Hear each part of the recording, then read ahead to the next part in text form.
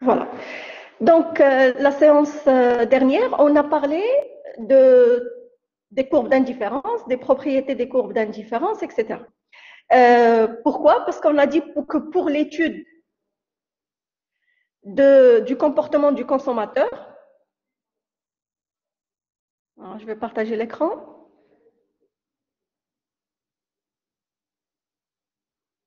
Parce qu'on a dit que dans l'étude du comportement du consommateur, on peut utiliser deux approches pour mesurer l'utilité ou bien pour trouver l'équilibre du consommateur. Ce qu'on appelle l'approche cardinale et l'approche ordinale. Je vais juste afficher, voilà. L'approche ou la méthode cardinale, le principe est de donner ou bien est de mesurer numériquement l'utilité. Ça veut dire, je suppose qu'une unité du bien me procure telle unité de satisfaction. 2 unités, il me procure un nombre d'unités de satisfaction, 3 unités, etc. Donc, on mesure l'utilité numériquement. On accorde un nombre à chaque quantité de biens ou des biens consommés. D'accord? Mais on a dit que il y a des auteurs qui critiquent cette méthode cardinale en disant que on ne peut pas mesurer numériquement l'utilité. Pourquoi? Parce que d'une part, l'utilité, elle dépend de l'intensité du besoin, même si c'est la même personne, c'est le même individu, l'utilité d'un bien ne sera pas constante tout le temps. D'accord? Mais, par exemple, quand j'ai soif, le verre d'eau, il est très, très utile.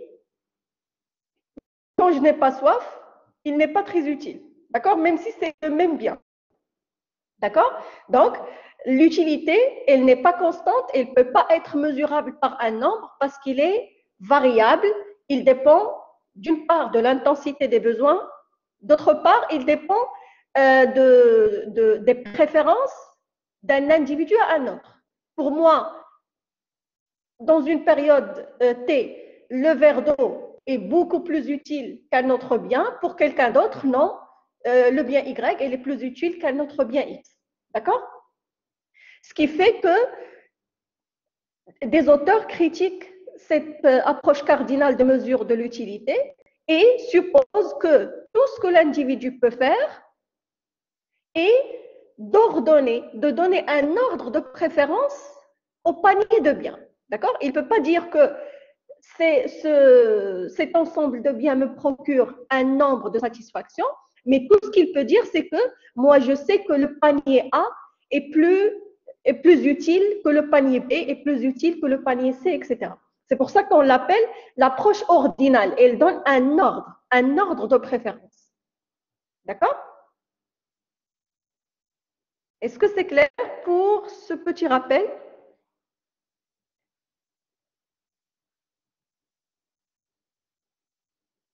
Très bien.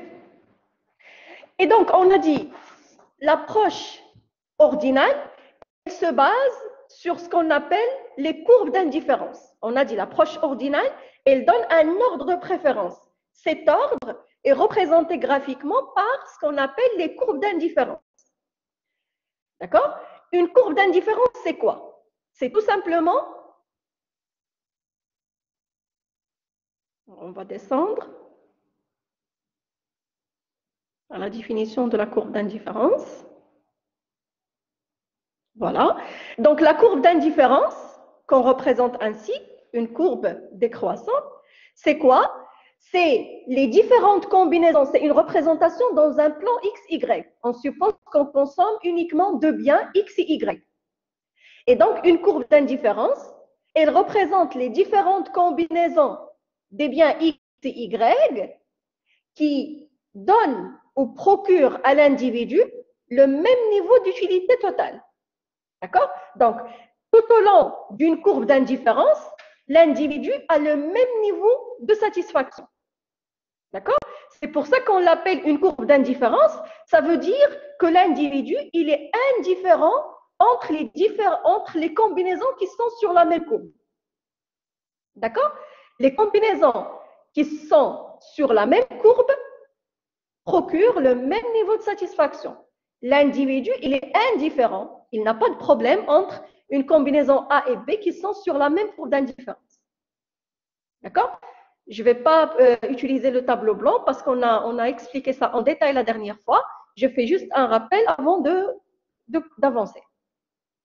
On a dit que ces courbes d'indifférence sont décroissantes. Pourquoi on a dit qu'elles sont décroissantes?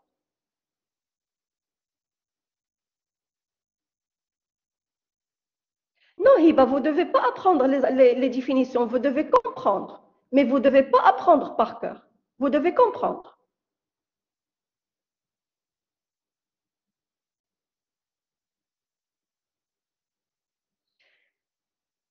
Donc, les petits seins, pourquoi les courbes d'indifférence sont décroissantes?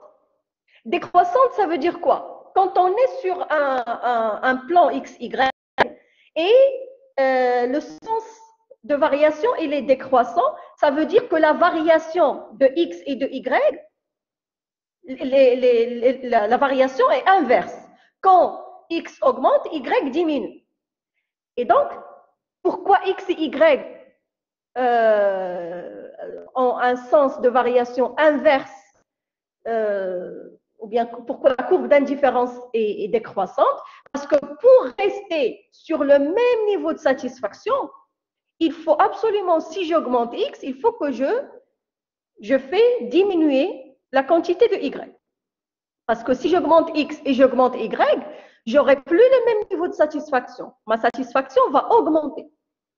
Et donc, pour rester sur le même niveau de satisfaction, il faut, quand j'augmente le premier, il faut diminuer le deuxième et inversement. Très bien, c'est ça. Pour maintenir, exactement. Donc, vous avez très bien compris. Pour maintenir et garder le même niveau d'utilité, si j'augmente X, il faut baisser Y et inversement. Pourquoi les courbes d'indifférence sont convexes? Ça veut dire pourquoi la pente est décroissante. Convexe, ça veut dire que la pente est décroissante. Parce qu'on a dit que quand X est rare, il nous faut une quantité très importante de Y pour compenser l'augmentation de X. Et si X est très abondant, il nous faut juste une petite quantité de Y pour compenser l'augmentation de X. D'accord?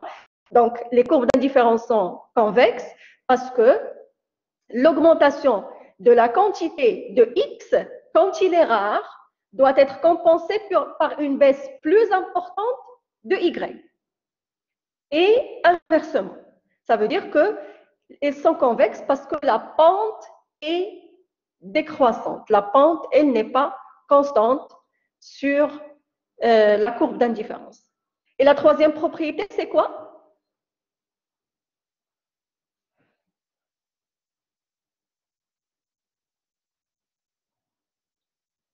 Quelle était la troisième propriété des courbes d'indifférence?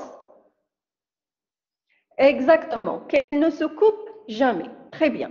Pourquoi elles ne se coupent jamais? Parce qu'on a dit, parce qu'on a dit, la définition c'est quoi? La définition c'est que chaque courbe d'indifférence représente un niveau de satisfaction qui est différent. D'accord? Donc, si deux courbes d'indifférence se coupent, ça veut dire que les deux, ça veut dire qu'il y a un point d'intersection où les deux représentent le même niveau de satisfaction. Pardon. Ça veut dire qu'il y a un point d'intersection qui appartient aux deux courbes d'indifférence. Ça veut dire qu'il y a un panier de biens qui procure une satisfaction, par exemple, de 9 et de 4 en même temps, ce qui est contradictoire. D'accord? Donc, on a expliqué ça la dernière fois, c'est pour ça que je ne reviens pas au tableau blanc, mais je fais juste un rappel pour pouvoir avancer par la suite. OK? Après, on a parlé de ce qu'on appelle le TMS, le taux marginal de substitution.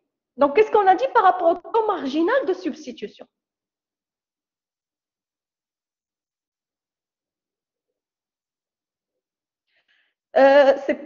Oui, le taux marginal de substitution, il va nous servir pour trouver l'équilibre, oui. Mais il représente quoi avant d'arriver à l'équilibre? Comment on l'a défini? C'est quoi? C'est la pente, exactement. C'est l'inverse de la pente, en fait.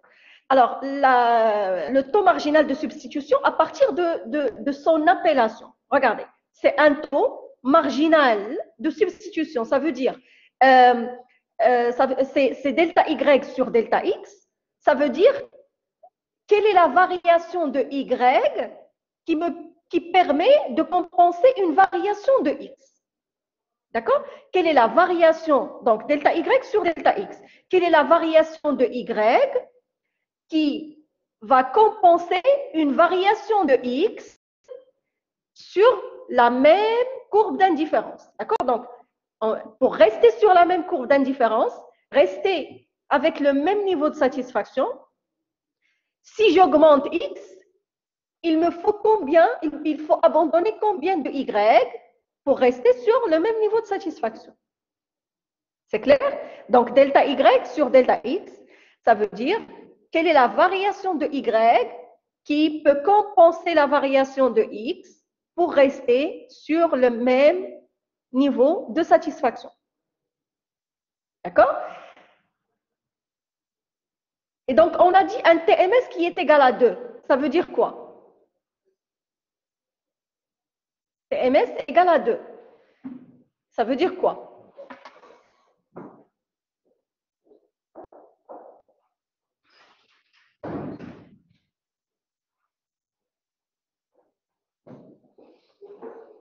Très bien. Mais attendez, il faut laisser tomber 2 unités de X. Exactement, Khadija. Pour une unité supplémentaire de X, il faut abandonner 2 unités de Y. Excellent, très très bien. Pour une unité de X, il faut laisser tomber 2 unités de Y. Exactement. Le consommateur doit abandonner une unité de Y. Non, pas une unité de Y. Non, non, non, non, non. Oui, c'est pas ça. Un S, exactement.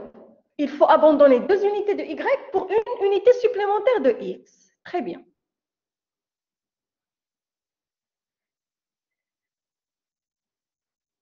Excellent, ça. C'est tout à fait ça. Donc, un TMS égal à 2, ça veut dire que pour rester sur la même courbe d'indifférence, pour rester avec le même niveau de satisfaction, si on ajoute une unité supplémentaire de X, il faut abandonner 2 unités de Y. Dans ce cas, avec un TMS qui est égal à 2, qu'est-ce qui est plus rare, X ou Y?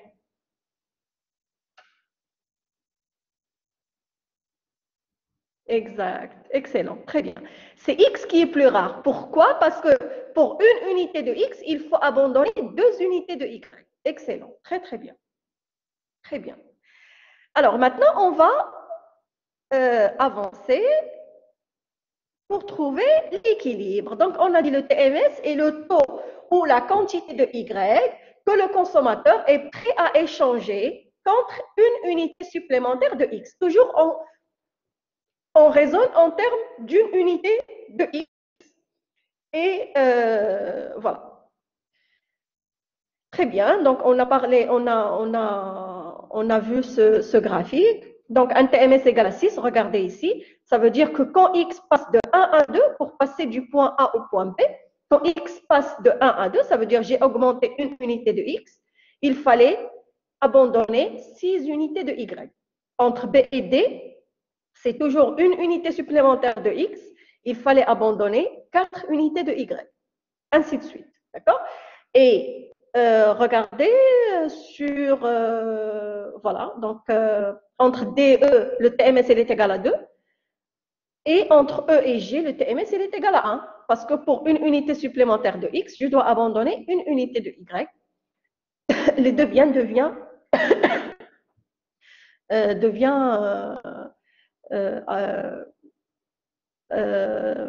le niveau d'utilité des deux biens devient égal.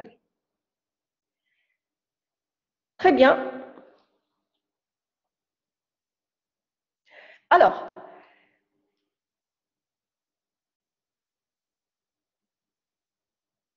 la figure 3, qui est la carte d'indifférence, qu'est-ce qu'on a dit? L'utilité, elle augmente quand on se dirige vers le haut ou vers le bas, dans le cadre de la carte d'indifférence. Vers le haut. Très bien. Donc, plus on va vers le haut, regardez, on va revenir à la carte d'indifférence.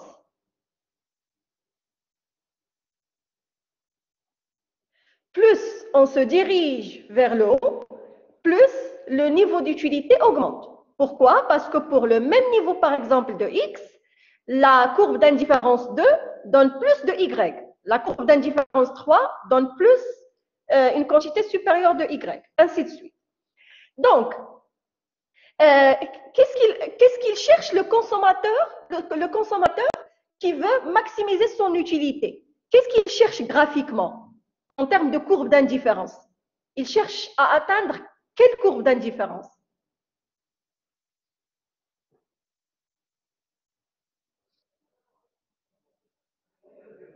Exactement.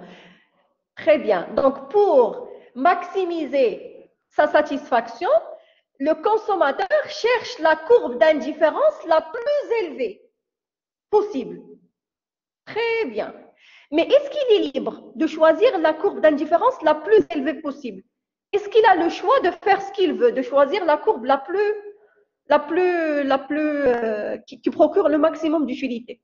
Non. Qu'est-ce qu'il doit respecter? Qu'est-ce qui le limite?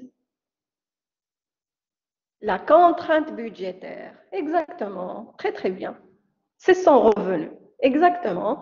Donc qu'est-ce qu'il faut faire pour trouver l'équilibre? Je ne sais pas si vous avez une idée. Pour trouver l'équilibre, qu'est-ce qu'il faut faire?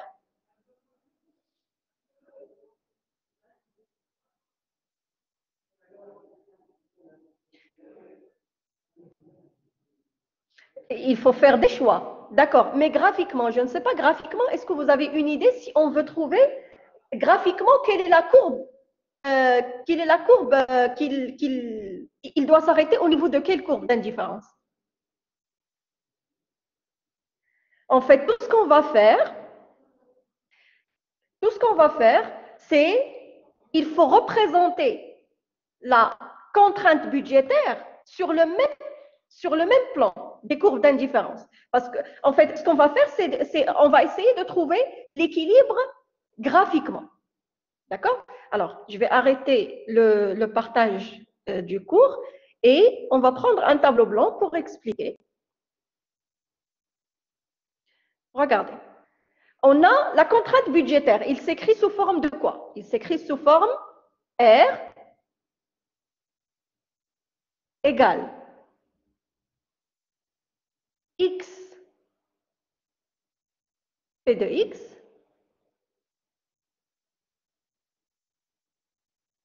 plus Y P de Y.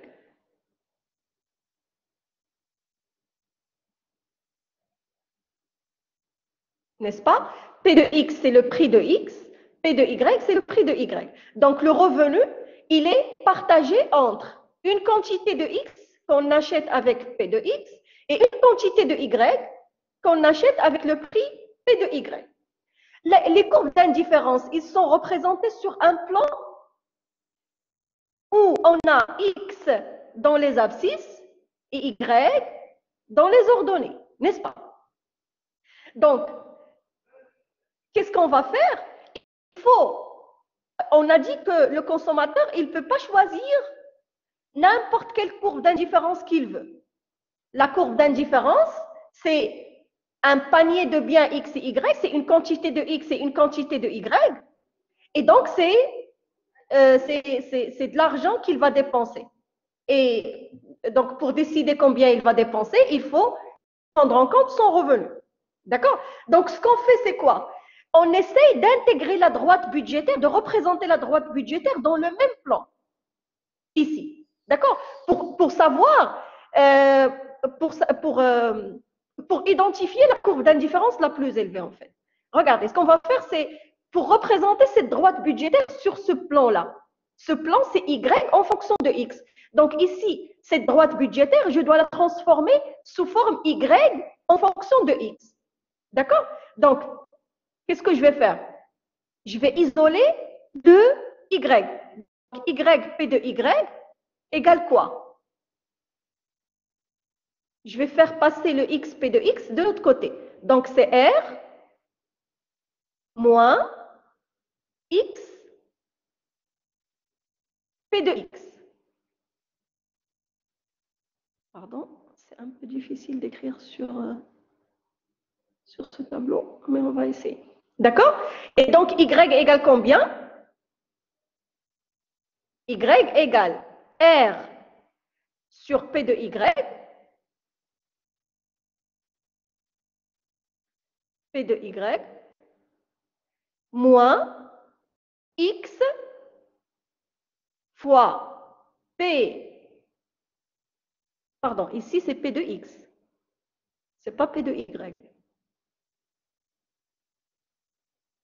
Alors, X fois P de X sur P de Y.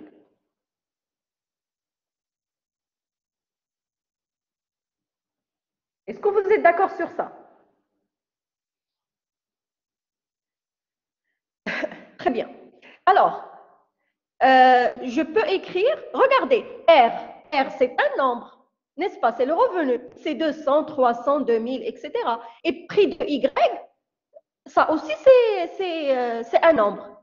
Prix de Y, c'est 2 dirhams, 3 dirhams, 4 dirhams, etc. Donc, tout ça, R sur P de Y, c'est une constante, n'est-ce pas?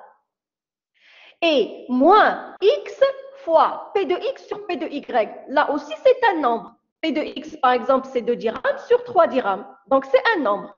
Alors, je peux dire que Y, elle peut être écrite sous forme AX plus B. N'est-ce pas? Avec A et B sont des constantes. A est égal à combien? Avec A, c'est quoi? A,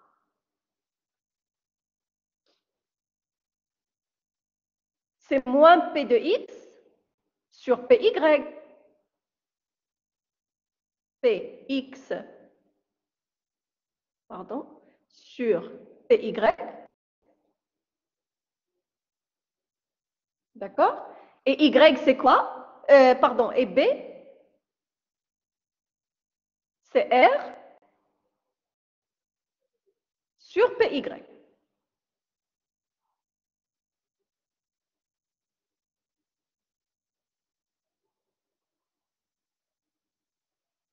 Très bien. Alors, A, c'est quoi? A, c'est la pente de la droite. C'est le coefficient directeur, c'est la pente. D'accord? Et B, c'est une constante qui est positive, parce que le revenu est positif, le prix de Y est positif, donc le B est positif. Très bien. D'accord. Alors, ça veut dire quoi? Si j'écris Y égale AX plus B, donc la contrainte budgétaire, elle est sous forme de quoi? Sous forme d'une fonction. Mais une fonction, est-ce que c'est une courbe? Est-ce que c'est un polynôme? Est-ce que...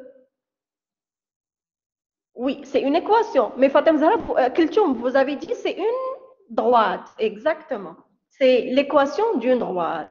Tout à fait. Une droite affine. Très bien. Une droite affine qui commence quand x égale à 0, y égale à b, n'est-ce pas? Et avec une pente négative. Une pente négative. Ayman, oui, c'est une droite. Ax plus b, c'est une droite. Vous n'êtes pas d'accord, Ayman, que y égale ax plus b, c'est une droite?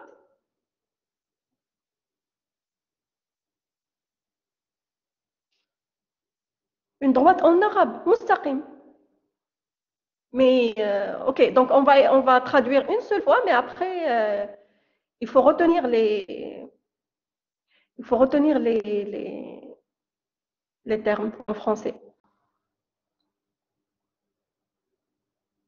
D'accord. Donc, y égale ax plus b, c'est l'équation d'une droite. Donc, ça veut dire quoi? Ça veut dire, regardez, une droite qui part du point B, d'accord? et qui est décroissante. Décroissante, pourquoi? Parce que le A, il est égal à moins P de X sur P de Y. Donc, elle est décroissante. D'accord.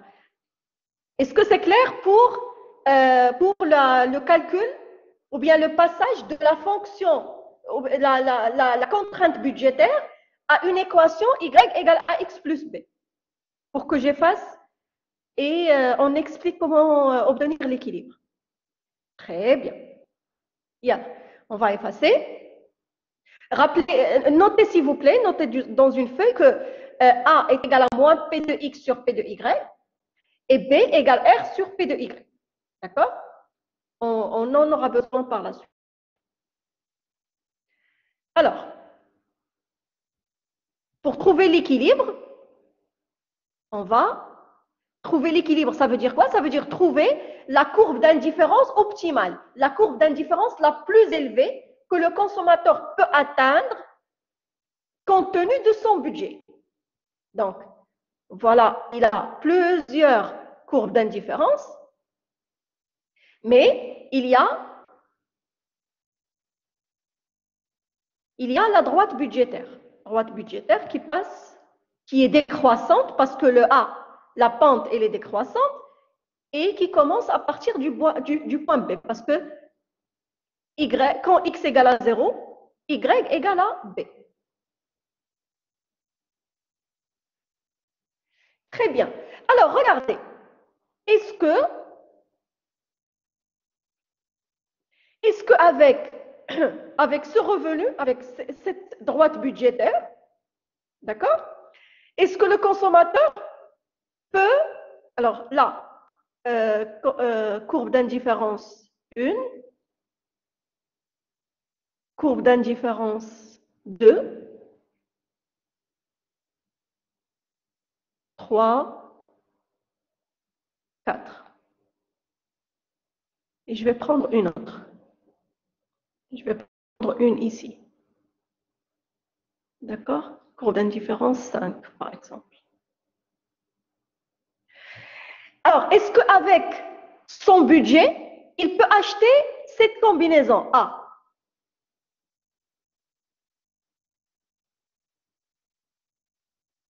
Est-ce qu'il peut acheter la combinaison A? Oui. D'accord? Pourquoi? Parce que, regardez, la droite budgétaire, elle est en dessus de la courbe d'indifférence. Ça veut dire que ça veut dire quoi? Pourquoi j'ai dit oui? Parce que regardez, il y a cette combinaison de biens. D'accord? Il y a cette quantité de X, cette quantité de Y qui est sur cette courbe d'indifférence. Mais regardez, la droite budgétaire, la contrainte budgétaire, pour cette quantité de X, il peut acheter plus de Y. D'accord? Alors, vous faites juste attention.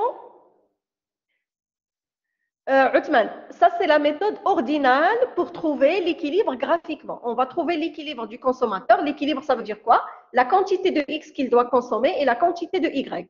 D'accord? On va le trouver graphiquement. On est en train d'expliquer. Alors, la courbe d'indifférence ici pour cette combinaison B. Combinaison B. D'accord? Il y a cette quantité de X et cette quantité de Y. La droite budgétaire, il permet d'acheter pour cette quantité de X et il permet d'acheter plus de Y. Ça veut dire que toute courbe qui est en dessus de la droite budgétaire, elle est possible. C'est une courbe possible. D'accord? Est-ce que le consommateur peut acheter les combinaisons de la courbe d'indifférence 2? Par exemple, la combinaison C. Non. Pourquoi? Parce que regardez. Pourquoi? Parce que pour une quantité X, pour cette quantité X, le budget permet d'acheter uniquement cette quantité de Y. Il ne permet pas d'arriver jusqu'à cette quantité de Y. D'accord? Pareil pour la courbe d'indifférence 3, pareil pour la courbe d'indifférence 4. D'accord? Donc, le consommateur, il peut consommer les paniers de biens qui sont sur les courbes d'indifférence en dessous de la droite budgétaire. C'est clair? C'est comme une barrière. Exactement, la droite budgétaire, c'est la barrière. Il ne peut pas dépasser. OK?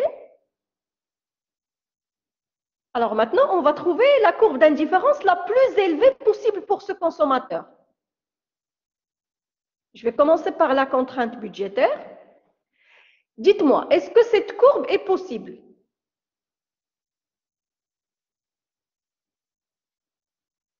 Pourquoi? Cette courbe est possible, oui, M. Regarde. Regarde. Pour cette quantité de X, et Y sont possibles. Pourquoi? Parce que la contrainte budgétaire, il permet pour ce X d'acheter plus de Y. D'accord? Donc, pour cette quantité de X, la contrainte budgétaire permet d'acheter plus de Y. Pas uniquement, par exemple, 2, mais il permet d'acheter 3 quantités de Y. D'accord?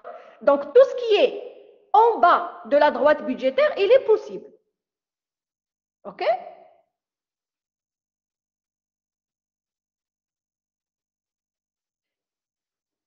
C'est oui, Anne, qui avait dit non? Qui avait dit non?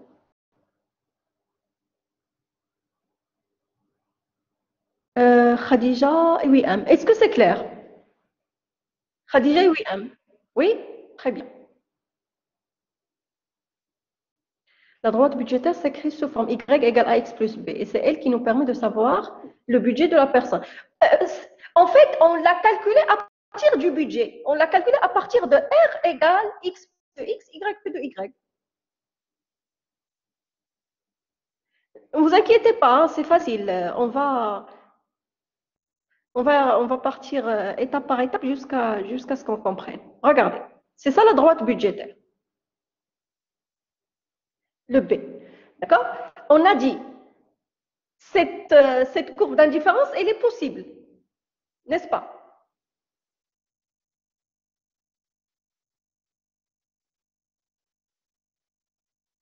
Oui, elle est en dessous,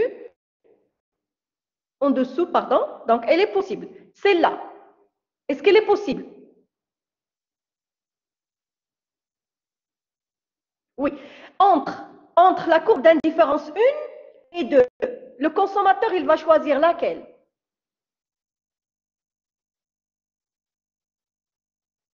Puisque les deux sont possibles, il va choisir la deuxième. D'accord. Il y a une troisième courbe d'indifférence. Est-ce qu'elle est toujours possible? Oui. Il y a une quatrième.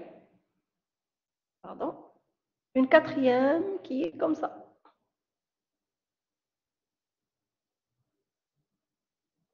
Est-ce qu'elle est toujours possible? Regardez, en fait, elle coupe quand même. Il coupe, peut-être c'est mal dessiné. Il coupe la droite. D'accord? Est-ce que celle-là est possible? La cinquième. La cinquième, non. Donc, quelle est la meilleure courbe d'indifférence, ou bien la courbe d'indifférence la plus élevée que le consommateur peut obtenir? La 4. Graphiquement, il va être comment? Regardez.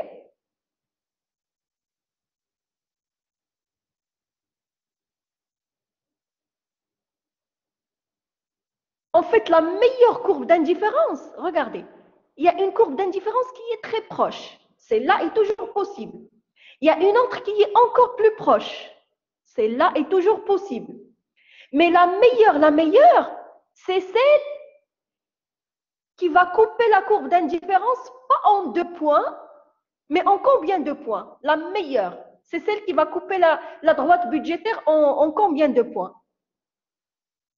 En un seul, qui va être tangente. Le même S, ok? C'est la droite, exactement. Super, c'est ça. Donc, la meilleure courbe d'indifférence que le... Exactement, c'est ça. La meilleure courbe d'indifférence que le consommateur peut atteindre, c'est celle qui est tangente à la droite budgétaire. D'accord? Donc, c'est ça, le point d'équilibre du consommateur. Exactement. Qu'est-ce que le point d'équilibre? Ça veut dire la meilleure quantité possible de X et de Y. D'accord? La meilleure quantité possible de X et de Y, c'est la quantité qui permet de maximiser l'utilité. Maximiser l'utilité, ça veut dire atteindre la courbe d'indifférence la plus élevée, tout en respectant la droite budgétaire. Je réexplique. Le point d'équilibre, c'est quoi? On cherche le point d'équilibre. Non, non, non, non, non, non. X n'est pas égal à Y. Regarde. Non, non. X n'est pas égal à Y. Ici, par exemple, on a Y plus élevé, non, plus important que X. Non, il n'y a aucune règle qui dit que le point d'équilibre, c'est X égale à Y.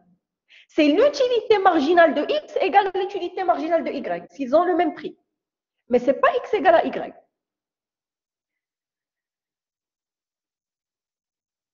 D'accord? Alors, le point d'équilibre, c'est le point.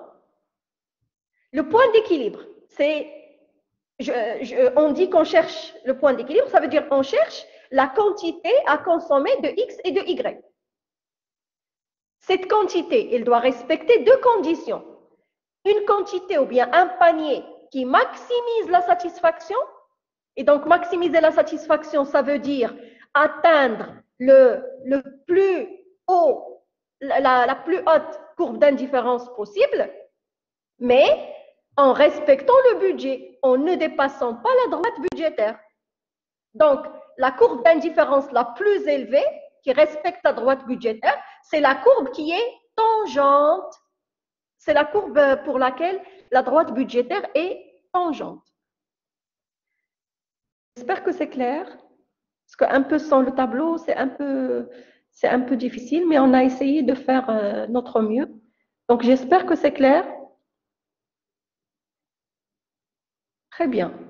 Fatem Zahra, qu'est-ce que vous ne comprenez pas? On va faire un exercice et on va comprendre. Mais très bien. Le point d'équilibre, en fait, le point d'équilibre, ça veut dire je veux atteindre la courbe d'indifférence la plus élevée. Pourquoi je voudrais atteindre la courbe d'indifférence la plus élevée? Parce qu'une courbe d'indifférence, ça veut dire un niveau de satisfaction. Et plus je monte, plus le niveau de satisfaction augmente. Donc, pour moi, j'ai intérêt à atteindre la courbe d'indifférence la plus élevée, n'est-ce pas? Mais je ne suis pas tout à fait libre.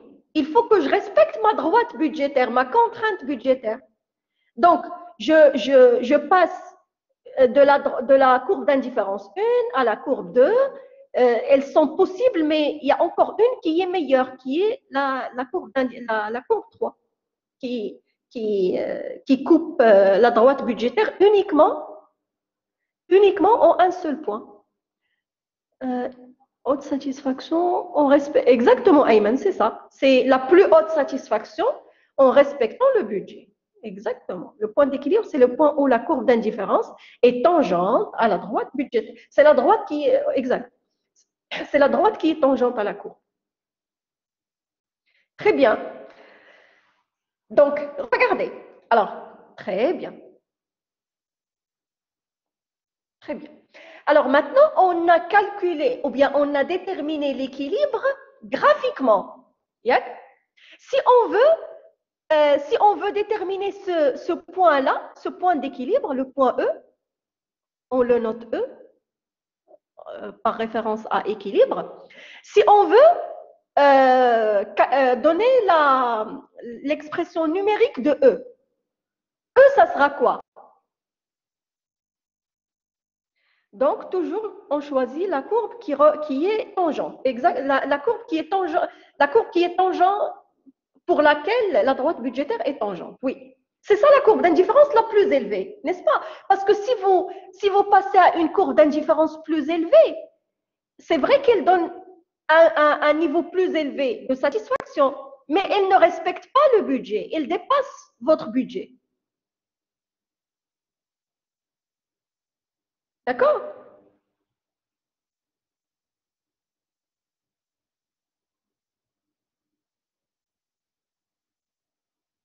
Très bien. Alors, juste pour avancer, on a pu déterminer le E graphiquement, le point d'équilibre graphiquement.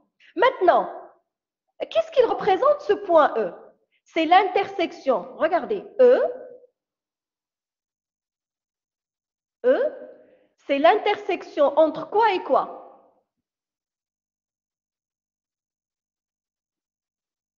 C'est l'intersection.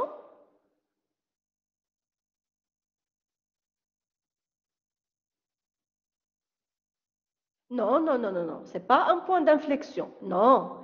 Point d'inflexion, c'est autre chose. C'est l'intersection. J'arrive pas à écrire.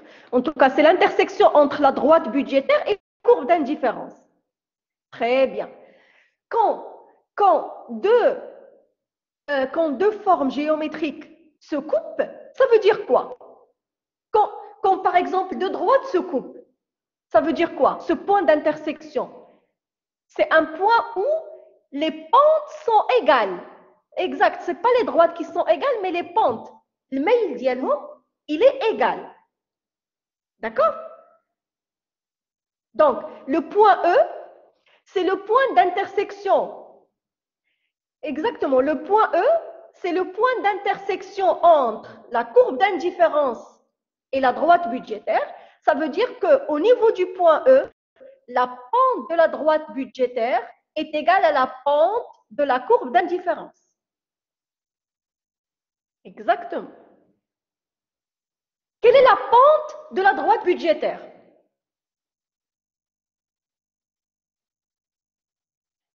Le A, il est égal à quoi? Le A qui est égal à quoi? Moins P de X sur P de Y. Excellent. Et quelle est la pente de la droite budgétaire? Pardon, de la courbe d'indifférence. Quelle est la pente de la courbe d'indifférence? Non, non, non, non, non, c'est pas R sur P de Y. R sur P de Y, c'est le B. C'est le B de la droite budgétaire. On est toujours dans... C'est le B, le petit B en fait.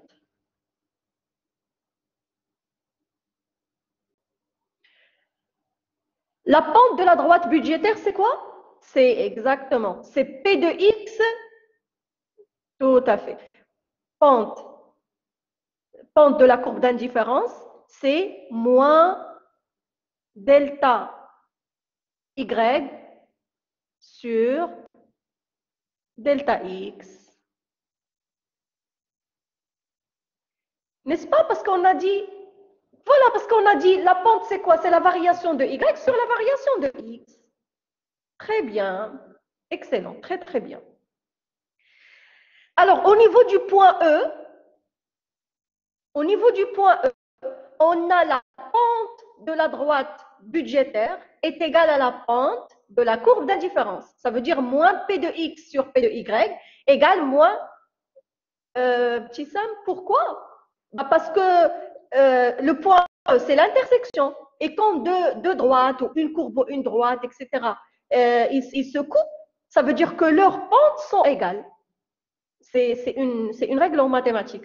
Quand on a deux droites, par exemple, qui se coupent, ça veut dire dans ce point-là, leurs pentes sont égales. D'accord? Ici, la droite budgétaire coupe la courbe d'indifférence. Ça veut dire que dans le point E, le point d'intersection, les deux pentes sont égales. OK? La pente de la droite budgétaire, on l'a calculée, c'est moins P de X sur P de Y. Et la pente de la courbe d'indifférence, c'est moins delta Y sur delta X. OK? Donc, l'équilibre du consommateur, oui, je sais, mais je parle de la pente.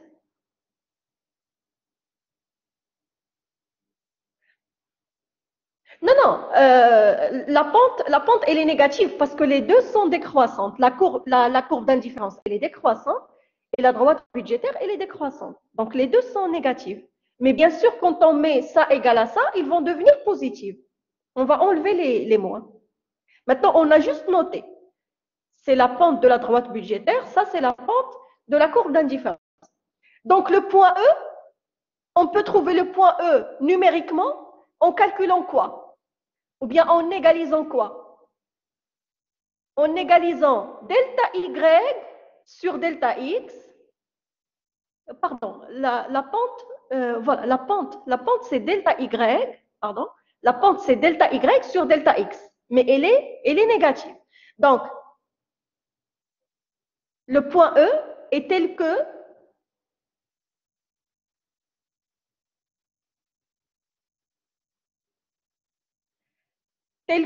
delta Y sur delta X égale moins P de X sur P de Y, n'est-ce pas? D'accord? En faisant passer le moins à l'autre côté, ça devient moins delta Y sur delta X égale P de X sur P de Y. Et c'est quoi moins delta Y sur delta X? Qu'est-ce qu'on a dit? Moins delta Y sur delta X, c'est quoi? Très bien, c'est le TMS. Donc, le point d'équilibre, excellent, c'est le TMS. Le point d'équilibre, c'est le point quand le TMS est égal au rapport des prix. C'est clair?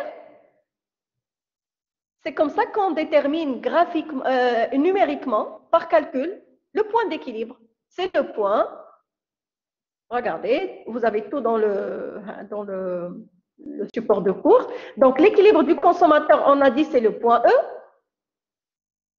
La droite budgétaire, ça c'est B. R sur P de X, c'est le B. Et il coupe l'axe des abscisses dans R sur P de X. Vous faites juste, là, pour trouver le R sur P de X, vous mettez X. Quand X égale à Y, vous calculez. Quand X égale à 0, vous calculez Y et inversement. Et on a dit le point d'équilibre E correspond à l'égalité de la pente de la droite budgétaire et la pente de la courbe d'indifférence. Ça veut dire delta Y sur delta X égale moins P de X sur P de Y. En faisant passer le moins, ça devient, sachant que le TMS c'est moins delta Y sur delta X, on obtient la règle que l'équilibre, c'est quand le TMS est égal au rapport des prix. D'accord? Et donc regardez, ça c'est uniquement à l'équilibre. À l'équilibre uniquement, on a TMS égale P de X sur P de Y. Mais on a une règle, c'est que le TMS, taux marginal de substitution, c'est l'utilité marginale de X sur l'utilité marginale de Y. Donc, si je remplace, je trouve le même point d'équilibre dans l'approche cardinale. C'est UMX sur P de X égale UMY sur P de Y. Vous vous rappelez de ça, n'est-ce pas?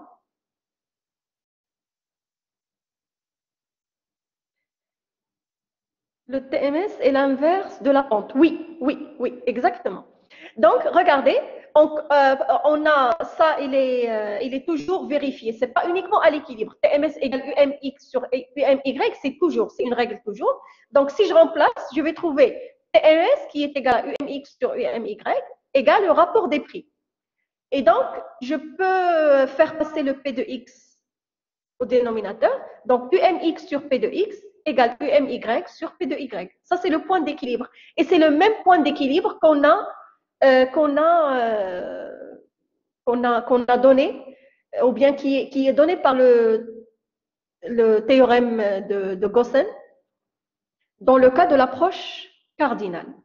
D'accord?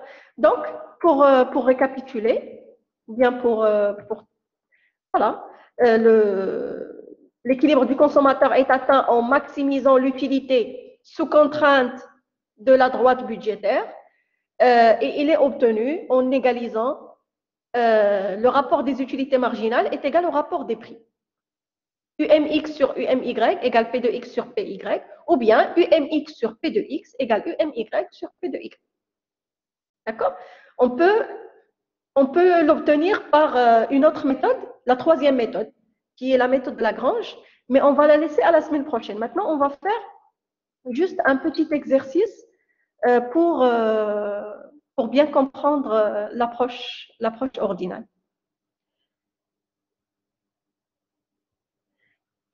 Est-ce que c'est clair jusqu'à maintenant? Est-ce qu'on a bien compris le principe de la méthode ordinale? Très bien. Donc, le point d'équilibre, qu'est-ce qu'on essaye de... Je vais juste résumer ce qu'on a vu jusqu'à présent. L'approche ordinale, elle se base sur quoi? Elle se base sur l'idée qu'on ne peut pas mesurer numériquement l'utilité, mais ce qu'on peut faire, c'est de donner un ordre de préférence, de dire qu'un panier de biens est préférable qu'un autre panier, etc. Et ceci est représenté sous forme de ce qu'on appelle les courbes d'indifférence. Une courbe d'indifférence, qu'est-ce qu'elle représente? Elle représente un ensemble de paniers de biens, d'accord, qui procurent au consommateur le même niveau de satisfaction. Plus on se dirige vers le haut, quelle est la différence entre l'approche ordinale et cardinale? C'est ce que je dis. L'approche cardinale, elle donne, le principe est de mesurer numériquement l'utilité. Regardez. Dans l'approche cardinale, qu'est-ce qu'on a fait? On avait le tableau suivant, par exemple. On avait les informations qu'une unité de X, il me procure 8 unités de satisfaction, d'utilité. Deux quantités de X, ou bien 2 unités de X, il me procure, la deuxième unité de X, il me procure 7 unités de satisfaction, la troisième, la quatrième, etc. Donc, l'idée, c'est quoi?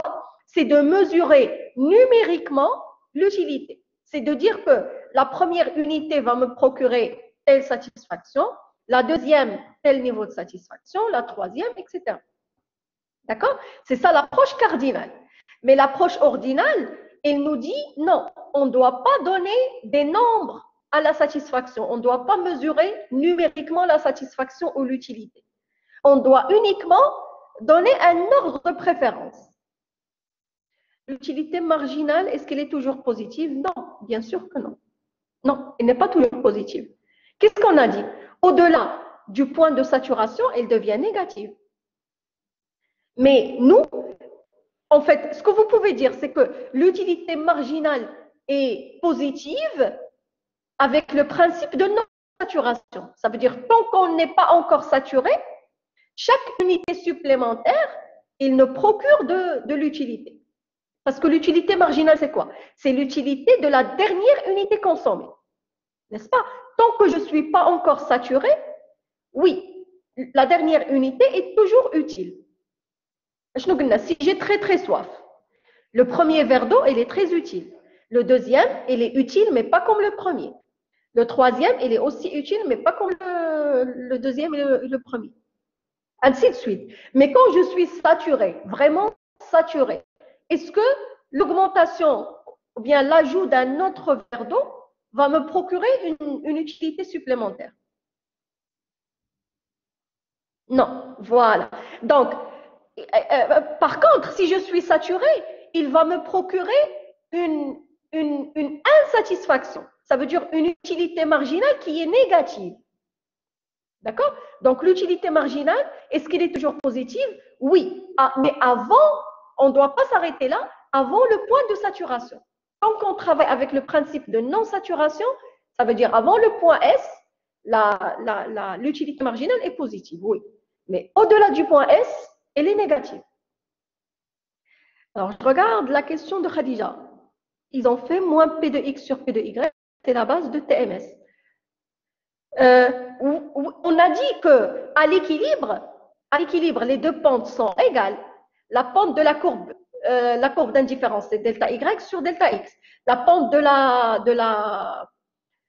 la droite, c'est P de X sur P de Y. Et donc, à l'équilibre, le TMS, qui est moins delta Y sur delta X, il est égal au rapport des prix. Il est égal à P de X sur P de Y, pas moins P de X sur P de Y.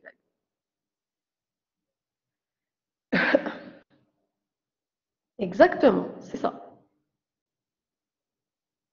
Il va procurer une insatisfaction. Ça veut dire l'utilité marginale, il va être négative. D'accord? Donc, voilà, l'approche cardinale, on mesure l'utilité numériquement. L'approche ordinale, Non, on donne uniquement un ordre de préférence qu'on représente sous forme de courbe d'indifférence. La courbe d'indifférence, tout au long de la courbe d'indifférence, tous ces points-là procurent le même niveau d'utilité. Plus je me dirige vers le haut, plus la satisfaction augmente. Alors, pourquoi la satisfaction augmente? Regardez. Pourquoi la courbe d'indifférence 2 est meilleure que la courbe 1? Parce que pour cette quantité de x, la même quantité de x,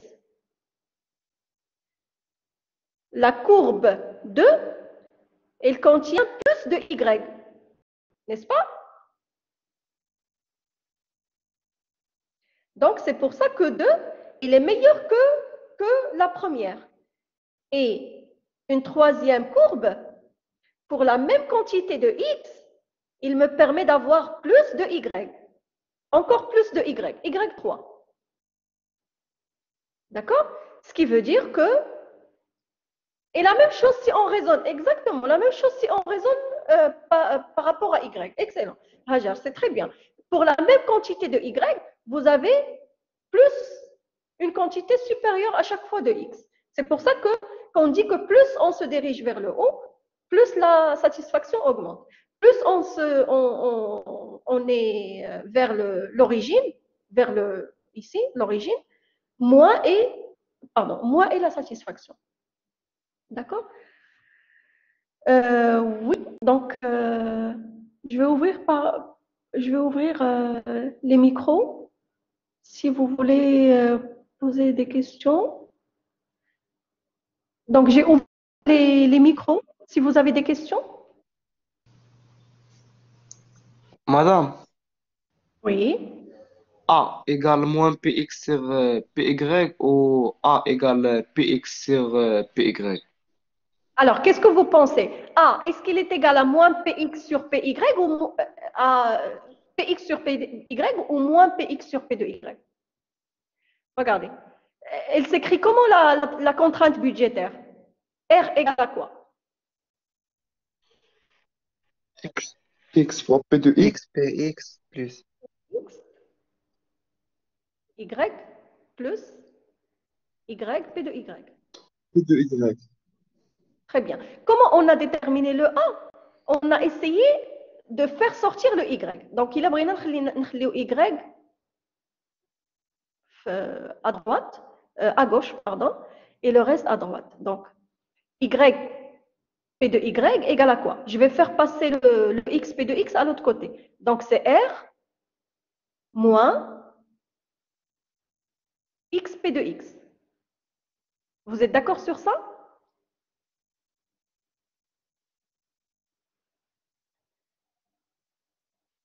Vous êtes d'accord sur ça? Oui, madame. Oui, d'accord. Donc, je veux laisser uniquement Y. Donc, ça sera quoi? Ça sera R sur P de Y. On va diviser tout ça, tout le terme à droite, sur P de Y. Moins X fois P de X sur P de Y. P de Y. Le X, la pente, il y a le nombre qui est multiplié par X. Qu'est-ce qui est multiplié par X? Moins px sur py. Exact. Donc, ماشي Px, c'est moins P de X à la P de Y. D'accord? Donc, la pente de la droite budgétaire, c'est moins P de X sur P de Y. C'est bon?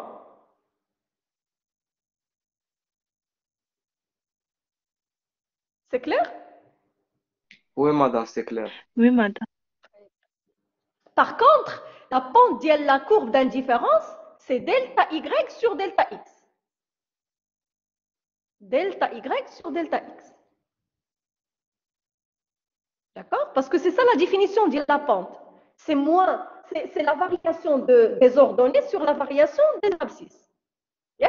Et donc, le point E, le point d'équilibre, c'est le point où la pente de la courbe d'indifférence est égale à la pente de la droite budgétaire. D'accord?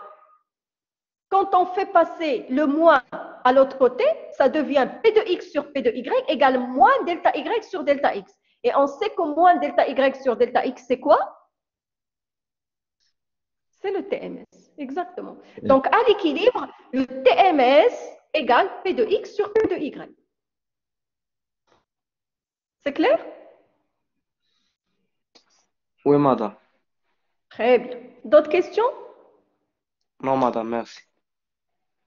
Très bien. Les autres, Madame, si vous avez des questions? Allez. Madame, vous avez dit que l'utilité marginale donne la satisfaction numériquement et l'approche ordinale. C'est pas l'utilité. L'approche cardinale. L'approche cardinale, c'est une méthode où on donne des valeurs numériques, où on mesure numériquement l'utilité. D'accord. D'accord? Merci. C'est bon? Oui. Oui. Très bien. Très bien. D'autres questions? Alors, jusqu'à présent, regardez, jusqu'à présent, on a déterminé l'équilibre avec, maintenant, aujourd'hui, avec l'approche ordinale, ça veut dire en utilisant les courbes d'indifférence, on a dit que l'équilibre, c'est quoi? C'est quand le TMS est égal au rapport des prix.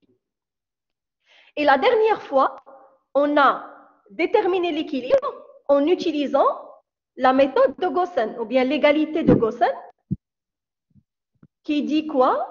Alors, je vais partager. La dernière fois, on a dit que l'équilibre, c'est quoi? C'est... Regardez, en utilisant la loi de Gaussen, l'équilibre, c'est quand l'égalité suivante est vérifiée. Le rapport des utilités, les utilités marginales par rapport au prix sont égales. UMX sur P de X égale UMY sur P de Y. Mais c'est la même chose qu'on a trouvé pour l'approche ordinale. Ça veut dire que c'est le même équilibre. Si on utilise l'approche ordinale, l'approche cardinale ou la méthode de Lagrange qu'on va voir la semaine prochaine, c'est le même équilibre. C'est quand le rapport des utilités marginales par rapport au prix, les deux rapports sont égaux. D'accord? Eh bien, UMX sur UMY égale P de X sur P de Y. Exactement. Très bien. Donc, je pense que vous allez commencer maintenant un autre cours. C'est 10h15. La pente de quoi? Asma, vous cherchez quelle pente?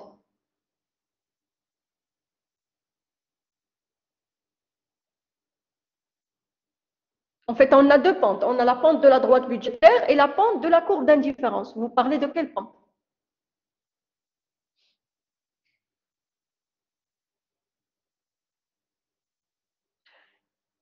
Le PDF, vous avez déjà le cours en PDF. Vous avez déjà le cours. Regardez, juste, je vais vous retenir juste 5 minutes. On va voir rapidement un exercice que vous avez à la fin de voilà, exercice d'application.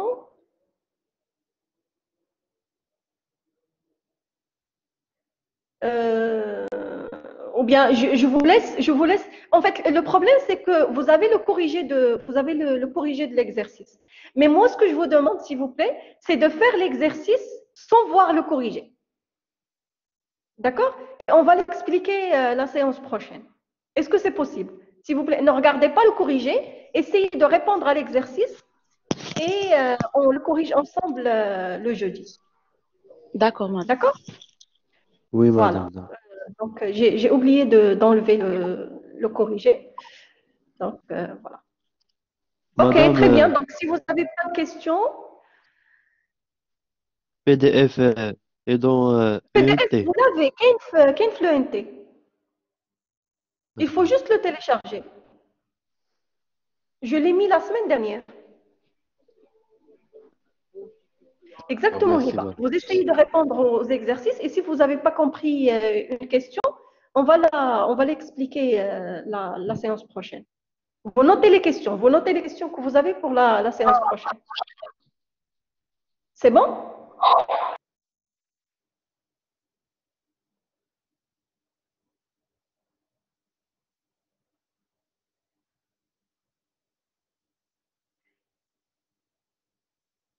Très bien. Donc, alors, avant de fermer, je dois